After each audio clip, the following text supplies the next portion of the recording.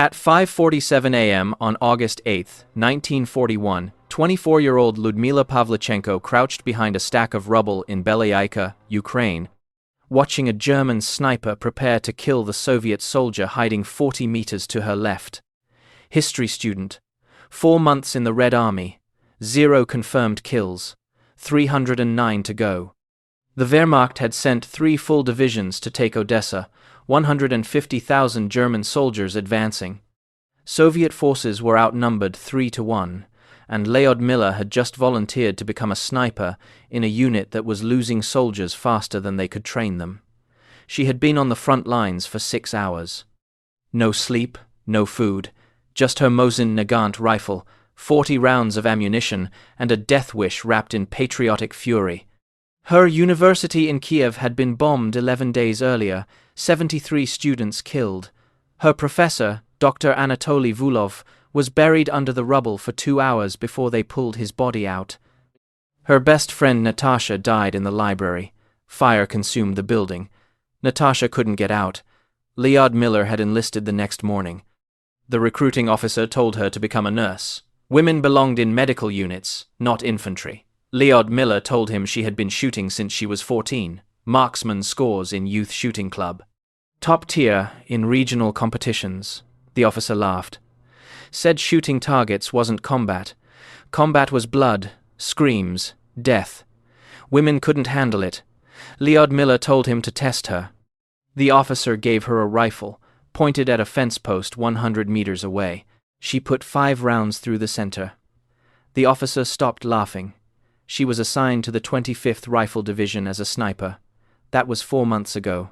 Now she was in Ukraine, watching Germans kill her comrades, and she hadn't taken her first shot yet. The German sniper was 280 meters away, positioned behind a destroyed farmhouse wall. Lyudmila could see his helmet through a crack in the masonry. He was tracking the Soviet soldier, waiting for him to move. The Soviet soldier was Sergeant Dmitry Kravchenko, 32 years old, married, 2 children. Lyudmila had met him yesterday. He had shared his bread with her when she hadn't eaten in 18 hours. Now he was about to die because he didn't know a German was aiming at him. Lyudmila raised her rifle. Her hands were steady. Her breathing was controlled. Her instructor's voice echoed in her head. Don't think about killing. Think about solving a problem. Distance, wind, target movement. It's mathematics, not murder. 280 meters, light crosswind from the west. Target stationary. She adjusted for windage. Settled the crosshairs on the crack where the German's helmet showed. Her finger touched the trigger. This was the moment that would define everything. Either she could kill, or she couldn't. Either she was a soldier, or she was a student, pretending to be one. She squeezed. The Mosin Nagant kicked against her shoulder.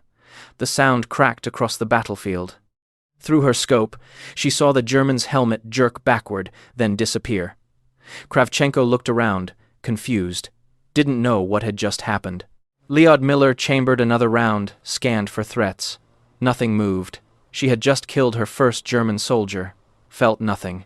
No guilt, no satisfaction, just the immediate question, where's the next one? That was August 8, 1941. By May 1942, Lyudmila Pavlichenko would have 309 confirmed kills, including 36 enemy snipers. She would become the deadliest female sniper in history, and the crazy trick that made it possible was something Soviet doctrine explicitly forbade. She used herself as bait. If this story is pulling you in, hit that like button right now. It tells YouTube to share this with more people who care about these forgotten heroes, and subscribe so you don't miss what happens next. These stories matter. The people who lived them deserve to be remembered. You are part of making that happen. The first sniper Lyudmila lost was Lieutenant Anna Morozova, August 19, 1941. Morozova had been a sniper for 8 months, 47 confirmed kills. Experienced, smart, by the book. Soviet sniper doctrine was clear. Never expose your position. Find concealment. Take your shot. Move immediately to a secondary position. Never stay in one place more than 30 minutes. Never fire more than 3 shots from the same location. Never engage unless you have a clean exit route. Morozova followed every rule. She positioned herself in a bombed-out apartment building, 3rd floor, excellent sightlines, 2 exit routes planned. She engaged a German machine gun crew at 320 meters. 1 shot, 1 kill. Moved to her secondary position on the 2nd floor. Waited 20 minutes. Engaged a German officer at 280 meters. Clean kill. Started moving to her tertiary position on the ground floor. A German sniper shot her through the stairwell window. Single shot to the chest. She died before the medics arrived. The German sniper had been tracking her, watched her first shot, predicted her movement pattern, positioned himself to intercept. Morozova never saw him. She followed doctrine perfectly and died anyway. Lyudmila was in the same building, 1 floor below. She heard the shot, heard Morozova fall, heard the Germans laughing. They knew they had killed a Soviet sniper. The German who killed Morozova was Hans Becker, Wehrmacht sniper. 89 confirmed kills, specialist in counter-sniper operations. He hunted Soviet snipers like Lyudmila hunted German soldiers. Becker's pattern was consistent. He waited for Soviet snipers to engage, tracked their positions, anticipated their movements, killed them when they relocated. Soviet doctrine made his job easier. If you followed the rules, you were predictable. If you were predictable, you were dead. The second sniper Lyudmila lost was Corporal Viktor Stepanov, August 27th. Stepanov was 19 years old, sniper for 6 weeks, 11 confirmed kills. Good kid, eager to prove himself. He had set up in a drainage ditch 400 meters from German lines. Perfect concealment, good sight lines, textbook positioning. He engaged a German patrol at dawn. 2 shots, 2 kills. Germans scattered, took cover. Stepanov followed doctrine. He stayed low, waited 15 minutes, prepared to move to his secondary position. A German artillery shell landed directly in his ditch. Obliteration kill. Nothing left to bury. The Germans had called in artillery based on where they thought the sniper was hiding. Standard counter-sniper tactic. Observe the shot. Estimate position. Saturate the area with explosives. Stepanov's concealment was perfect. His shot placement was excellent. His adherence to doctrine was flawless. He died anyway because the Germans knew exactly how Soviet snipers operated. By September, Lyudmila had watched 7 snipers die. Every single one followed doctrine.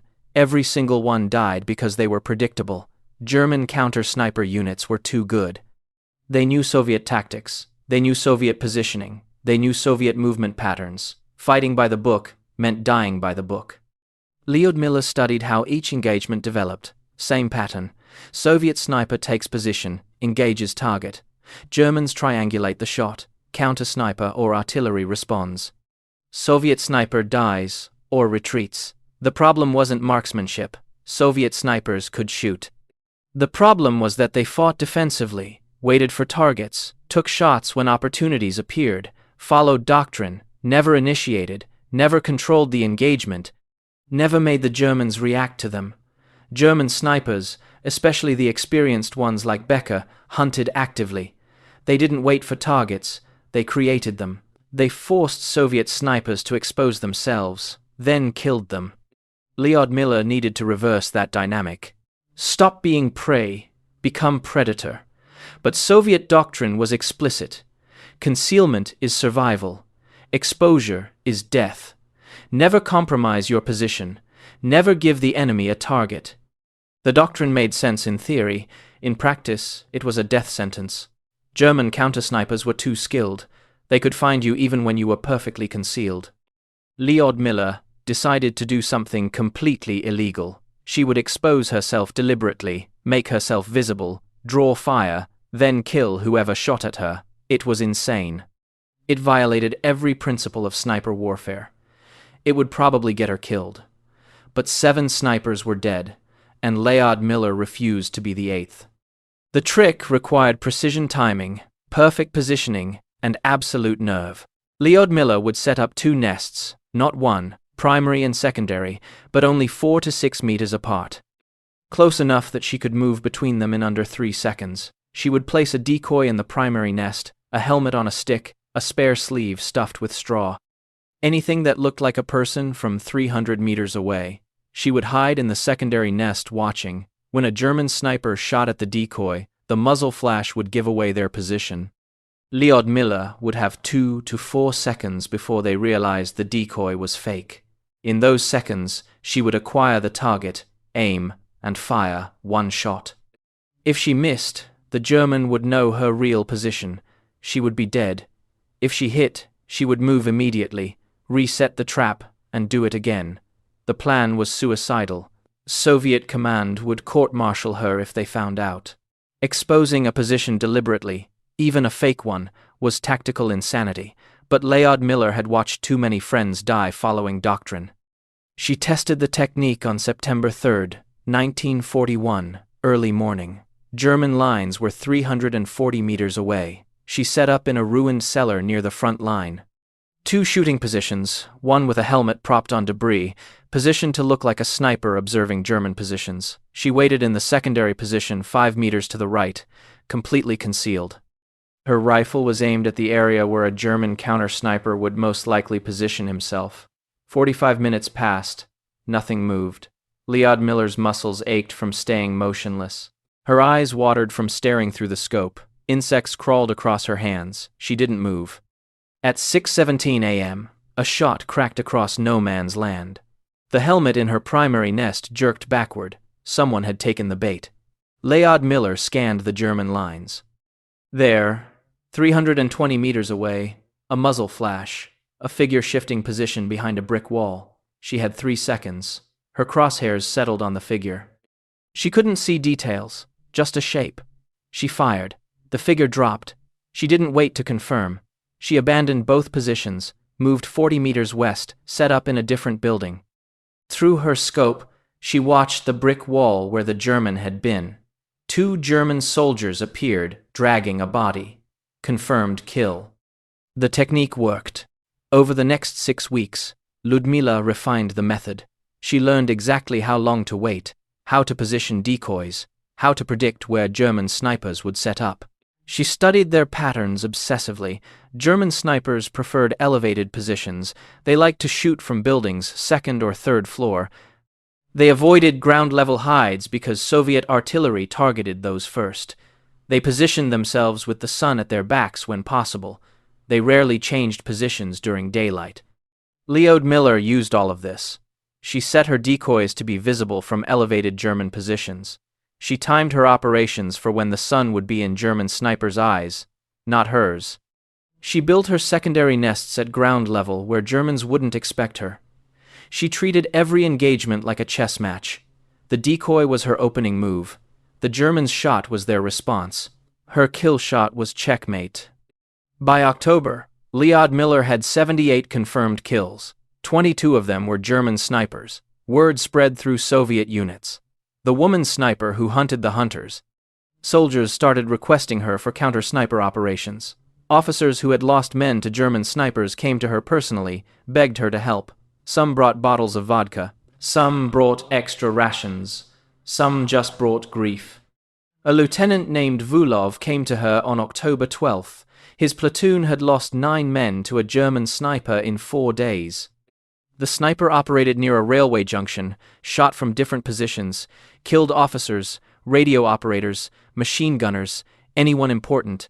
Vulov's men were terrified. They refused to move during daylight. The entire platoon was paralyzed. Vulov asked Lyudmila to kill the German. She said yes. Not because of the vodka Vulov offered, but because she remembered Morzova, because she remembered Stepanov, because German snipers had killed 7 of her friends, and she wanted revenge for every single one. She studied the railway junction for 2 days, watched through binoculars from 800 meters away, mapped every position with sightlines, counted buildings, measured distances, noted wind patterns. The German was smart. He never shot from the same place twice, never established a pattern, but he had to shoot, and when he shot, he had to be somewhere. Lyudmila identified 11 possible positions, too many to watch. She needed to force the German to reveal himself. She set up 5 meters from where Vulov's men congregated, made a decoy that looked like a Soviet officer, put it in a position where it would be visible from 8 of the 11 possible German positions. Then she hid 12 meters away, rifle aimed at the most likely German location. 6:30 a.m. The decoy stood in the open for 40 minutes. Nothing happened. Lyudmila stayed motionless. Her legs cramped. Her back ached. She didn't move. At 7:11 a.m., the shot came. The decoy's helmet spun away. Lyudmila saw the muzzle flash, 420 meters, inside a train car.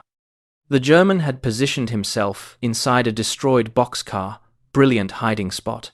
Lyudmila had considered it unlikely because the boxcar was exposed to Soviet artillery. But the German had calculated that Soviet forces wouldn't waste shells on a single boxcar. He had been right, until now.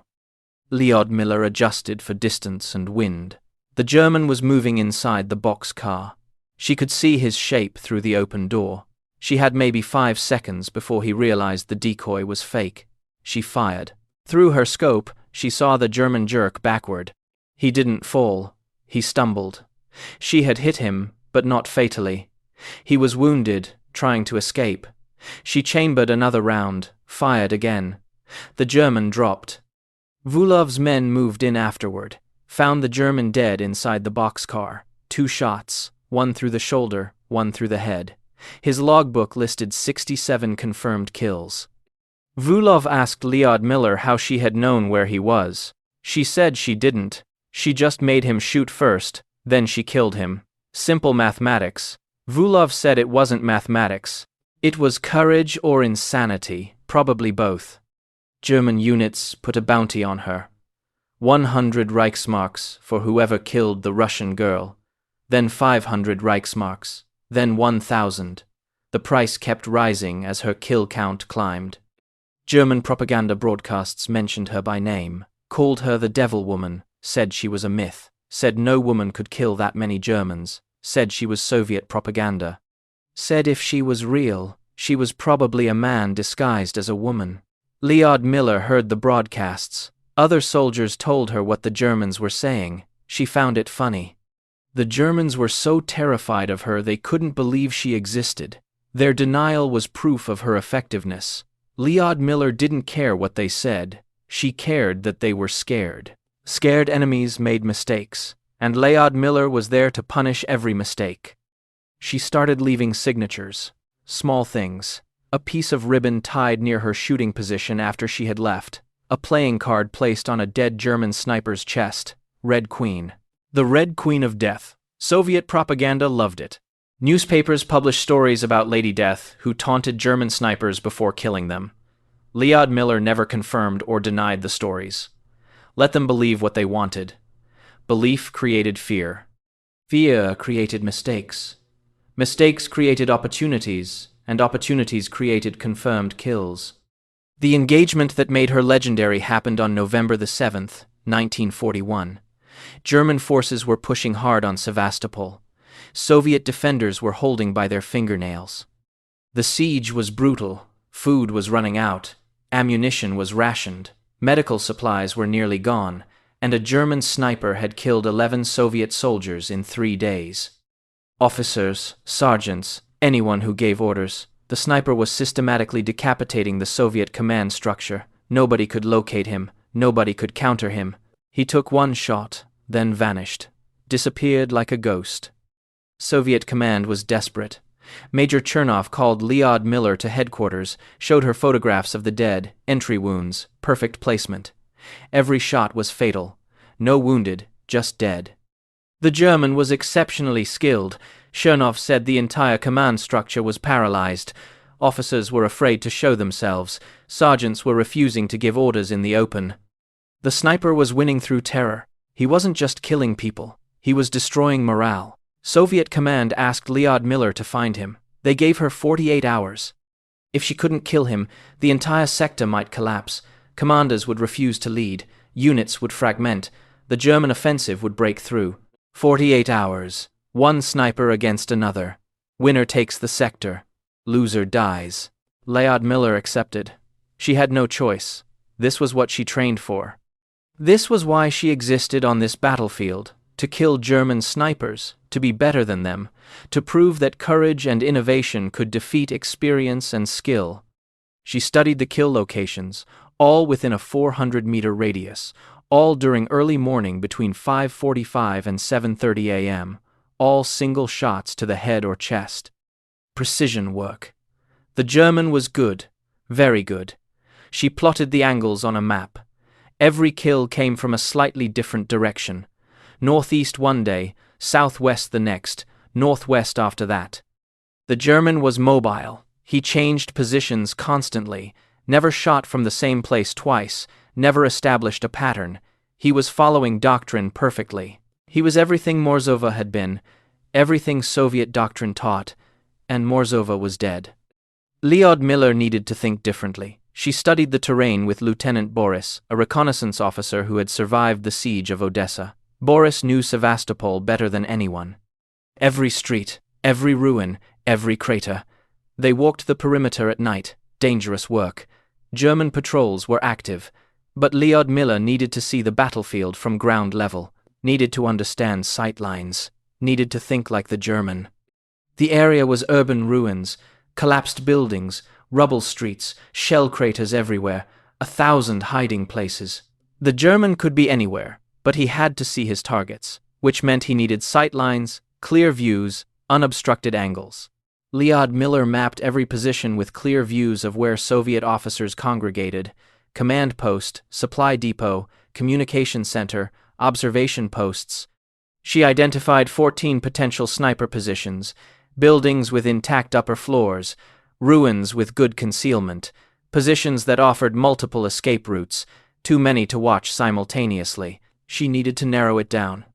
The Germans shot in early morning. Why? Lighting, routine, wind conditions. Lyudmila thought about it for hours, lay in her bunk staring at the ceiling, running scenarios. Early morning meant Soviet officers were visible, moving between positions, checking defenses, giving orders. First light meant soldiers were tired, less alert, guards were changing shifts. Attention was divided. The German was hunting during shift change. That meant he was watching specific locations at specific times. He knew Soviet routines. He had studied them. He was patient. He was smart. He was everything Lyudmila had to beat. Lyudmila picked the 3 most likely positions based on sightlines and escape routes: north tower of a destroyed church, 3rd floor of a collapsed apartment building, rooftop of a former school. All had perfect views of Soviet command areas. All offered multiple exit routes. All were elevated enough to provide advantage. Then she did something even more insane than her normal tactics. She decided to become the bait herself. Not a decoy, not a helmet on a stick, but herself standing in the open, making herself the most valuable target on the battlefield. If the German took the shot, she would have maybe 1.5 seconds to react. If she was wrong about his position, she would be dead before she hit the ground. If she was right, she would have one chance to dive, acquire the target, and fire before he repositioned.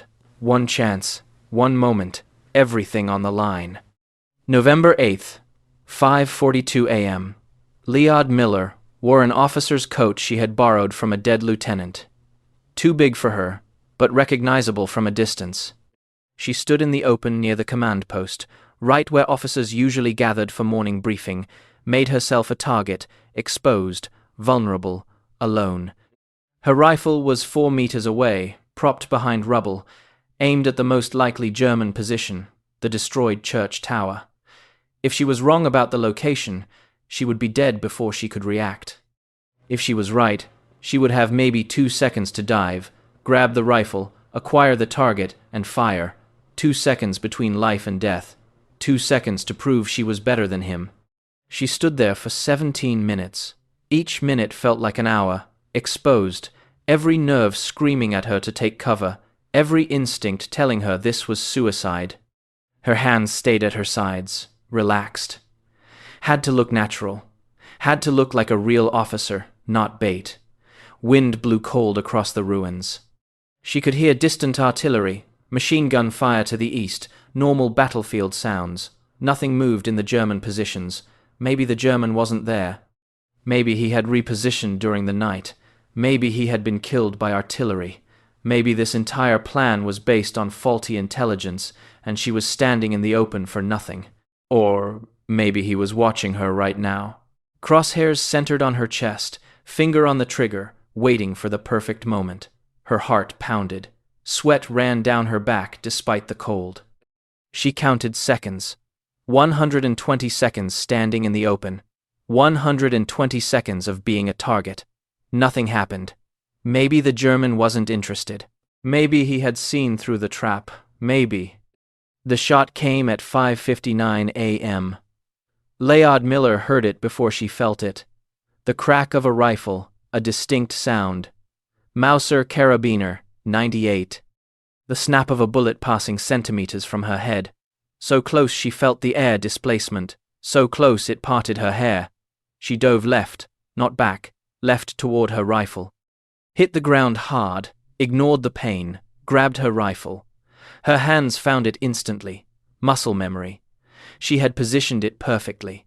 Swung the barrel toward the church tower. Scanned through the scope. There, 300 meters. Third floor of the destroyed bell tower. A figure moving back from an opening. He had taken the shot. He was repositioning, moving back into shadow. She had maybe 3 seconds before he was concealed completely. Lyudmila didn't take time to aim perfectly, didn't calculate wind, didn't adjust for exact distance, just pointed and fired. Instinct shot, the kind of shot instructors say never to take. The kind of shot that gets you killed in combat. Her rifle kicked against her shoulder. Through the scope, she saw the figure jerk, saw him stagger, saw him fall backward into darkness. She didn't know if she had hit him or if he had taken cover. She stayed down, watched, waited, chambered another round, kept her scope on the tower opening. If he appeared again, she would fire again and again until one of them was dead. 3 minutes passed. Nothing moved in the tower. No return fire, no movement. Either he was dead or he was playing the same game, waiting for her to expose herself again. Lyudmila didn't move. She had learned patience, learned that the sniper who moved first usually died first. 10 minutes passed. The sun was rising. More light meant more visibility, more risk. Soviet soldiers were starting their morning routines. Officers were emerging from bunkers. If the German was still alive, he had more targets now. But he didn't shoot. 15 minutes after her shot, Lyudmila saw Soviet infantry moving toward the church. Boris had organized a clearing team. They had been waiting for her signal. She had signaled by shooting. The soldiers entered the church cautiously, rifles ready, expecting ambush, expecting the German to be alive and waiting. Lyudmila watched through her scope, followed their movement through the ruins. They reached the 3rd floor, entered the bell tower. 2 minutes later, Boris appeared at the tower opening. He waved. All clear, target down, confirmed kill. Lyudmila lowered her rifle. Her hands were shaking. Not from fear, from adrenaline crash. She had just survived a duel with a German sniper. She had made herself bait. She had taken an impossible shot under pressure. And she had won. Later, Soviet soldiers moved in to clear the building. They found a German sniper on the 3rd floor of the bell tower. Single shot through the chest. Dead. His rifle was still in his hands. A Mauser K98 with a Zeiss scope, custom modifications. This wasn't a standard-issue weapon. This was a sniper's personal rifle. His scope was still warm. His position was perfect. Concealment, sight lines, escape route. He had done everything right, except underestimate his target. They found his logbook in his coat pocket, detailed records, names, dates, distances, 94 confirmed kills according to his own documentation. His name was listed as Hauptmann Erwin von Koig, Wehrmacht sniper, special operations counter-sniper specialist, or that's what Soviet propaganda claimed. Western historians debate whether Koig actually existed. Some say the name was invented for propaganda purposes. Some say he was real, but the details were exaggerated. Some say Lyudmila killed multiple German snipers and Soviet command combined them into one legendary enemy. The truth doesn't matter. What matters is Lyudmila killed a German sniper who terrorized an entire Soviet sector. She did it by making herself bait. She did it by breaking every rule in Soviet sniper doctrine. She did it because following rules meant death. And Lyudmila had decided a long time ago that she would rather risk death on her own terms than die following someone else's. Between August 1941 and May 1942, Lyudmila Pavlichenko eliminated 309 German soldiers. 36 of them were snipers. 187 were officers and NCOs. The rest were infantry, machine gunners, artillery spotters. Every single kill was confirmed by a witness or recovered enemy documents. Soviet command was strict about confirmation. They had to be. Propaganda required proof. She used the bait technique in at least 60 engagements, probably more. Records from the siege of Sevastopol were incomplete. Many combat reports were lost when the city fell. But survivors remembered. They remembered the woman sniper who stood in the open, who made herself a target, who killed Germans who thought they were the hunters. She was wounded 4 times during her combat service. September 1941, shrapnel from a mortar round, minor cuts to her arm and shoulder, bandaged in the field, back in combat the next day. December 1941, concussion from artillery blast. Shell landed 10 meters away while she was repositioning, knocked unconscious for 2 minutes, recovered, refused medical evacuation. February 1942, shrapnel to her leg, German 88mm airburst. She was caught in the open during a barrage. Shrapnel tore through her calf. Medics patched her up. She was immobile for a week, started walking again after 10 days, back to combat after 3 weeks. June 1942, mortar shrapnel to the face. This was the injury that ended her combat career. Soviet bombardment of German positions, counter-battery fire, German mortar rounds walked across her sector. One landed close. She was in a shallow trench, not deep enough. Shrapnel fragments hit her face, cut her cheek, damaged her eye, fractured her jaw, blood everywhere. Medics thought she would die from shock. She didn't. Field hospital stabilized her. Military hospital in Sevastopol performed surgery. Doctors saved her eye. Her face would scar, but she would survive. The injury wasn't immediately life-threatening, but Soviet command made a decision. She was too valuable, too famous, too important for propaganda. Her kill count was already legendary. 309 confirmed, more than any other Soviet sniper at that point in the war, more than most snipers would achieve in the entire war. If she died now, it would be a propaganda disaster. Better to pull her from combat, use her for morale, show her to the world, prove that Soviet women could fight. Soviet command pulled her from the front in July 1942. She was 25 years old. She had been in combat for 11 months, 309 kills, 4 wounds, 0 losses of nerve, 0 breakdowns, 0 requests to be reassigned. She wanted to stay. She argued with her commanders, said she could still shoot, said her injuries were superficial, said Soviet forces needed experienced snipers. Command said no. Orders were orders. She was going on tour. First to Moscow, then to Britain, then to the United States. A goodwill tour. Show the Allies that Soviets were fighting hard. Show them that even Soviet women were warriors. Build support for a second front. Lyudmila hated it. She was a soldier, not a performer. But she followed orders. She went to Moscow in August 1942, gave speeches, met with Communist Party officials, was awarded the Hero of the Soviet Union Medal, the country's highest honor. She was the first woman in Soviet history to receive it. Newspapers published her story. Pravda ran a front-page article, Lady Death, the woman who killed 309 fascists. Radio broadcasts featured interviews. She described her techniques, talked about using decoys, about dual nest tactics, about hunting German snipers, about making herself bait. Military strategists took notes. Her methods started being taught in Soviet sniper schools. The formal doctrine began to change. Aggressive tactics, psychological warfare, using the enemy's expectations against them. Lyudmila's innovations became official Soviet sniper doctrine by 1943.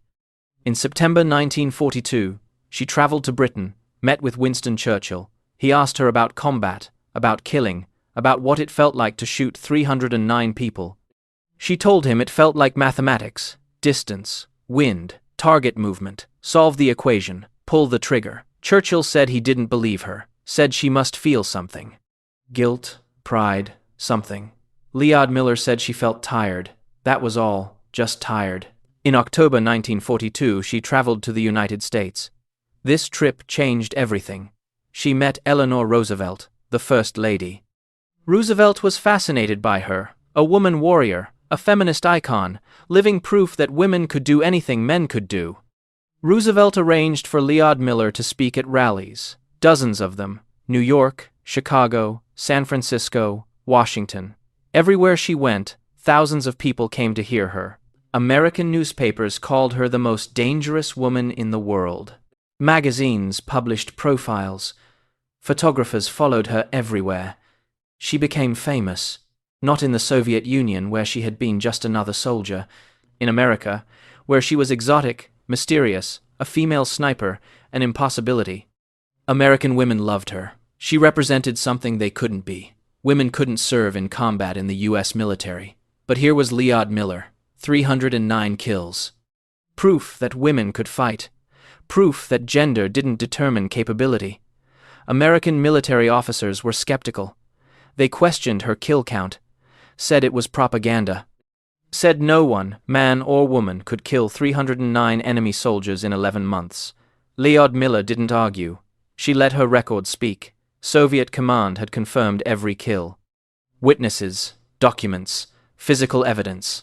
The numbers were real.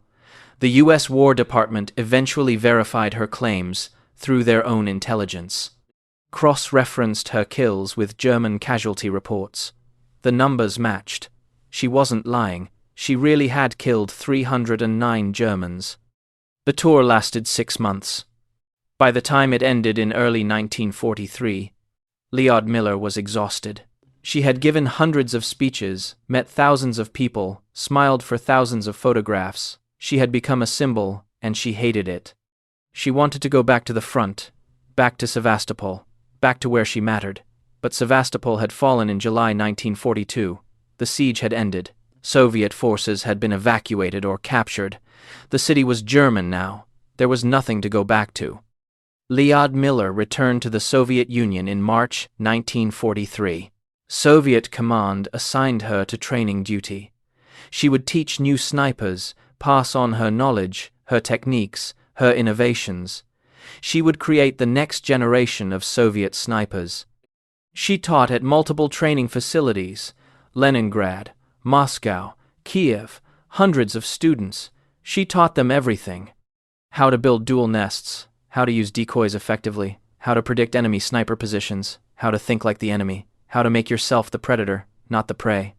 Some of her students became legendary themselves. Vasily Zaitsev studied her techniques, adapted them, used them at Stalingrad. His 225 confirmed kills made him the second most successful Soviet sniper of the war after Lyudmila. Other students went on to train more snipers. The knowledge spread. By 1944, Soviet sniper doctrine had been completely transformed. The defensive, concealment-focused approach was gone, replaced by aggressive psychological tactics, hunting tactics. Soviet snipers weren't hiding anymore. They were hunting. And it worked. German casualty rates from sniper fire increased dramatically between 1943 and 1945. Soviet snipers were killing more German soldiers than ever before. More importantly, they were surviving. Sniper casualty rates dropped. Soviet snipers were living long enough to become experienced, to pass on knowledge, to train others. The doctrinal change saved thousands of Soviet lives. And it all started with Lyudmila deciding to use herself as bait. After the war, Lyudmila struggled with what she had done. 309 confirmed kills. 309 people who died because she had been better at solving the mathematics of death. In interviews, she said she had never enjoyed killing. She had done it because fascism had to be stopped, because her country was invaded, because her friends were dying. She said every kill haunted her. Every face she had seen through her scope. She said she remembered them all.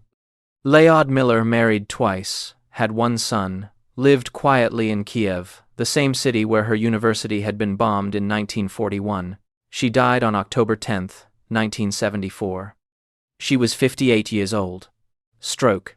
The Soviet Union gave her a hero's funeral. She was buried with full military honors. Her obituary listed her as Lyudmila Pavlichenko, Soviet sniper, hero of the Soviet Union. 309 confirmed kills. Western media barely covered her death. Cold War politics. By the 1970s, her story had been forgotten outside the Soviet Union. Inside the Soviet Union, she was legend. Schools taught about her, books featured her, movies portrayed her. But the real Lyudmila, the one who broke doctrine, who used herself as bait, who reinvented how snipers fought, that version was lost in propaganda. Today, Lyudmila's story exists in fragments. Military histories mention her kill count. Feminist writers cite her as proof women can excel in combat. Russian nationalists claim her as a patriotic icon. But few people understand what she actually did. She didn't just shoot Germans. She revolutionized sniper tactics. She proved that aggression could defeat skill.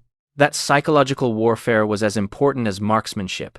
That sometimes the only way to survive was to make yourself the target. Her technique, using decoys and dual nests, is now standard in modern sniper training. The U.S. Marine Corps Scout Sniper School teaches variations of her methods. The British Special Forces include her tactics in counter-sniper doctrine. Israeli Defense Forces study her engagements as case studies in urban warfare. None of these organizations mention her by name. None credit her specifically. The tactics have been absorbed into general doctrine, divorced from their creator. But if you visit the Central Museum of the Armed Forces in Moscow, you can see Lyudmila's Mosin Nagant rifle, the same rifle she used for all 309 kills. It is displayed in a glass case with a plaque that reads, "Rifle of Junior Lieutenant Lyudmila Pavlichenko, deadliest female sniper in history." The rifle still has her adjustments, the scope she calibrated, the stock she carved her initials into. Next to it is a photograph. Lyudmila, at 24 years old, standing in front of a ruined building in Odessa, rifle in her hands, eyes staring directly at the camera. She looks tired, determined, unbroken. That photograph is Lyudmila's real legacy. Not the propaganda, not the medals, not the 309 confirmed kills. The legacy is in her eyes. The eyes of a woman who decided she wouldn't be prey, who decided she would rather risk everything than follow doctrine that didn't work, who decided her life mattered enough to break the rules. That's how survival actually happens in war. Not through following orders, not through doing what you're supposed to do, through soldiers who see that doctrine is killing them and decide to do something different, who risk court-martial because their friends are dying, who use themselves as bait because it's the only way to kill the hunters. Lyudmila used herself as bait to kill 309 Germans, and almost nobody knows her name. But you do. Now, if this story moved you the way it moved us, hit that like button. Every like helps us rescue more forgotten stories from the archives and share them with people who care. Subscribe to join our community of history keepers. Drop a comment and tell us where you are watching from. Our audience stretches from Moscow to Texas, from military historians to the grandchildren of World War II veterans. You are not just watching, you are part of keeping these memories alive. Thank you for being here.